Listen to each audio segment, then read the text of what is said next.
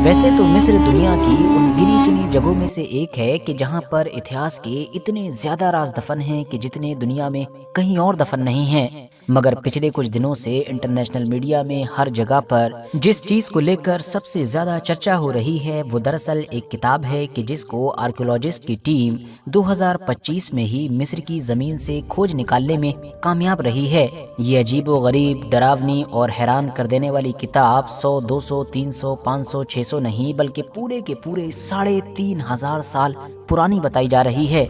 और जानते हैं इसका नाम क्या है? इस किताब का नाम है बुक ऑफ द डेड। अपनी जबान में कहें तो मतलब बनता है मौत की किताब। इस किताब का नाम ही हम लोगों को चिल्ला चिल्ला कर बता रहा है कि इस अजीबो गरीब किताब के अंदर कौन से डरावने राज छिपे हुए हैं। और जानते हैं कि इसकी खोज कैसे हुई है? दरअसल एक्सपर्ट्स ने अपनी रिसर्च मतलब अपनी छानबीन के दौरान एक मकबरे के अंदर एक ऐसे ताबूत को खोला कि जो लगभग 3,000 साल पुराना बताया गया है। जब इस ताबूत को खोला गया तो इसके अंदर बिल्कुल एक सही सलामत मम्मी मौजूद थी और मम्मी के साथ ही में लिपटी हुई या फिर उसके पास ही में चिपकी हुई ये किताब भी थी कि जिसका नाम है मौत की किताब। और हैरानी की बात यह है कि बिल्कुल मम्मी की तरह ही ये किताब भी पूरी तरीके से सही सलामत है। अब यहाँ से आप लोगों के दिमाग में दो बड़े सवाल जन्म ले चुके होंगे।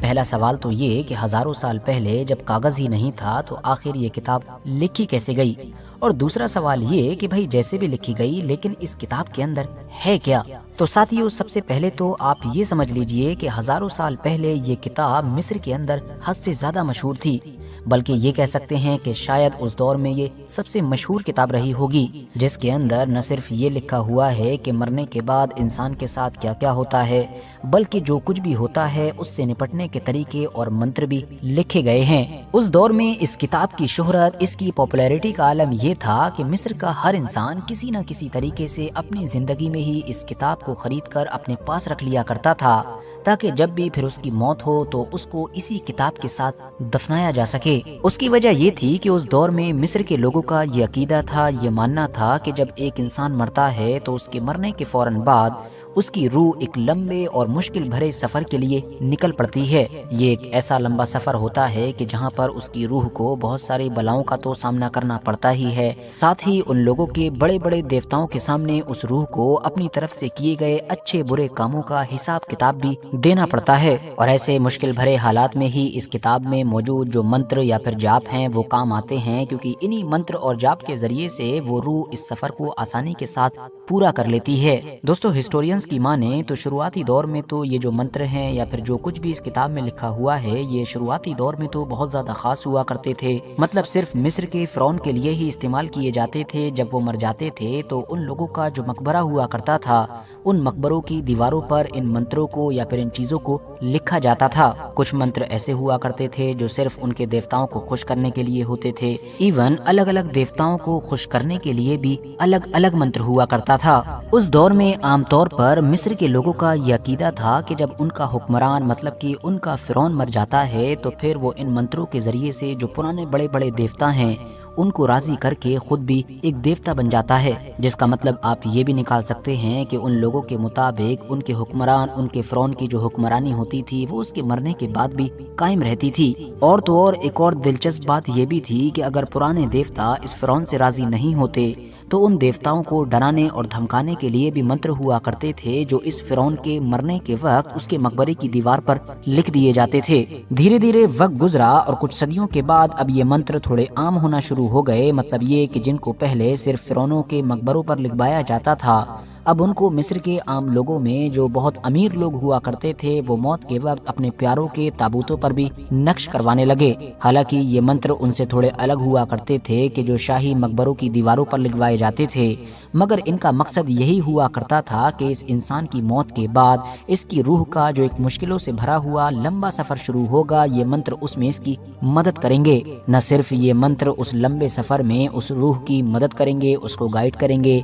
बल्कि बड़े बड़े دیوتاؤں کی طرف سے جو سوال پوچھے جانے ہیں ان کا جواب دینے میں بھی مدد کریں گے۔ آج سے لگ بھگ 4000 سال پہلے مطلب 2000 عیسیٰ پورو کا وقت آتے آتے یہ منتر، یہ ساری چیزیں مصر میں اتنی زیادہ مشہور ہو چکی تھیں کہ پھر ان کو ایک کتاب کا روپ بھی دے دیا گیا تھا۔ نہ صرف کتاب کا روپ دیا گیا بلکہ اب تو مصر کے ہر عام اور خاص انسان کے ساتھ اس کتاب کو دفنایا جانے لگا۔ مصر کا جو بھی غریب اور امیر انسان ہوا کرتا تھا وہ اس بات کو اپنی زندگی میں ہی ضروری بنا لیا کرتا تھا کہ کسی بھی طریقے سے وہ دولت کا انتظام کر کے اس کتاب کو خرید لے تاکہ اس کی موت کے بعد لوگ آسانی کے ساتھ اس کتاب کو اس کے ساتھ ہی دفنا سکیں۔ اب جیسا کہ خود اس کتاب سے ہی ہم لوگوں کو یہ پتہ چل چکا ہے کہ اس دور میں جب مصر میں کوئی مرتا تھا تو اس کے دل کے سوا باڈی کے اندر جتنے بھی پرزے ہوتے تھے، جتنے بھی آرگنز ہوتے تھے، ان سب کو نکال لیا جاتا تھا اور پھر اسی دل کے ساتھ اس کو ممی بنا کر دفنایا جاتا تھا۔ ایسا اس لیے تھا کیونکہ اس دور میں مصر کے لوگوں کا یہ ماننا تھا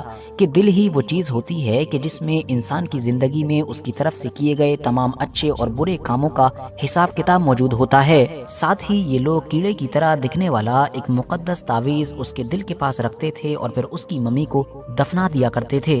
ان کے مطابق پھر اس کے بعد ہی اس کی روح اس مشکل سفر کے لیے نکل جاتی تھی جہاں اس کو لمبی لمبی غاروں سے گزرنا ہوتا تھا اور آگ کے دریاؤں کو کراس کرنا ہوتا تھا، اور اس لمبے اور مشکل بھرے سفر کے بعد ہی وہ روح فائنلی مصر کے دیوتا اوزائرس تک پہنچتی تھی۔ یہاں پہنچ کر اس روح مطلب کہ اس آتما کو 42 الگ الگ دیوتاؤں کے سوالوں کے جواب دینے ہوتے تھے۔ اب جیسا کہ ہم پہلے ہی جان چکے ہیں کہ مصر کے پرانے لوگوں کے عقیدے کے مطابق دنیا میں کیے گئے تمام اچھے برے کاموں کا حساب کتاب دل کے اندر موجود ہوا کرتا تھا، تو اسی لیے یہ جو دیوتا ہوا کرتے تھے یہ اس روح کے خلاف اس کے دل سے گواہی مانگتے تھے۔ وہ دل اس روح کی طرف سے کیے گئے تمام برے اور اچھے کاموں کی گواہی دے بھی دیا کرتا تھا، مگر ان کیس اگر لوگوں نے اس کو دفنانے سے پہلے اس کے دل کے ساتھ ہی وہ کیڑے کی طرح دکھنے والا پاکیزہ تعویذ بھی رکھ دیا ہوتا تھا، تو وہ جو تعویذ ہوتا تھا کہ جس کے اندر دراصل اسی موت کی کتاب کے منتر لکھے ہوتے تھے، تو وہ دل کو دیوتاؤں کے سامنے غلط کاموں کی گواہی دینے سے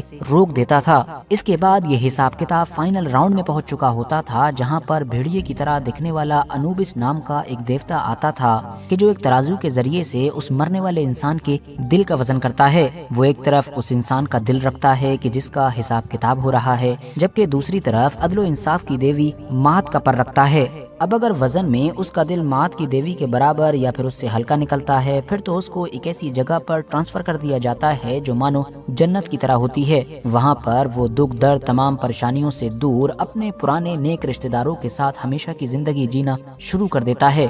لیکن اگر اس کا دل مات دیوی کے پر سے بھاری نکل جاتا ہے، پھر اس کو ایک خطرناک درندے کے سامنے پھینک دیا جاتا ہے۔ اس کتاب کے مطابق آمت نامی یہ درندہ کہ جس کے سامنے گناہگار دل رکھنے والے لوگوں کو پھینکا جاتا تھا، یہ اس دور کے مصری لوگوں کے حساب سے دنیا کا سب سے خطرناک درندہ تھا، جس کا جسم شیر کا، منہ مگرمچھ کا اور زبان سانپ کی طرح ہوا کرتی تھی۔ اس درندے کے سامنے پھینکے جانے کے بعد وہ انسان اپنی ہمیشہ کی موت مر جایا کرتا تھا۔ ساتھیوں، بک آف دی ڈیڈ کے نام سے جانی جانے والی یہ کتاب اس لیے بھی خاص سمجھی جاتی ہے کیونکہ یہ اتہاس کے حساب سے دیکھا جائے تو سب سے پرانی اور سب سے پہلی ایسی کتاب ہے کہ جس کے اندر انسان کے مرنے کے بعد جو سزا اور جزا کا سسٹم ہے اس کو اتنی ڈیٹیل کے ساتھ مینشن کیا گیا ہے۔ اب کیونکہ اس دور میں یہ کتاب حد سے زیادہ مہنگی ہوا کرتی تھی، اسی لیے مصر کا ہر انسان اپنی جوانی یا شروعاتی عمر سے ہی اس کتاب کو خریدنے کے لیے پیسوں کا انتظام کرنا شروع کر دیا کرتا تھا اور کسی بھی طریقے سے دولت کا انتظام کر کے اس کتاب کو خرید لیا کرتا تھا، کیونکہ جو کوئی بھی غریبی کی وجہ سے اس کتاب کو نہیں خرید پاتا تھا، لوگ اس کے انجام پر افسوس ہی کیا کرتے تھے اور پہلے ہی سمجھ لیا کرتے تھے کہ اس کا انجام کیا ہونے والا ہے۔ اب جیسا کہ ہم پہلے ہی جان چکے ہیں کہ ایک دور ایسا آیا تھا کہ جب اس کتاب کا استعمال عام ہو چکا تھا، مطلب لگ بھگ ہر کسی کے ساتھ ہی اس کتاب کو دفنایا جا رہا تھا۔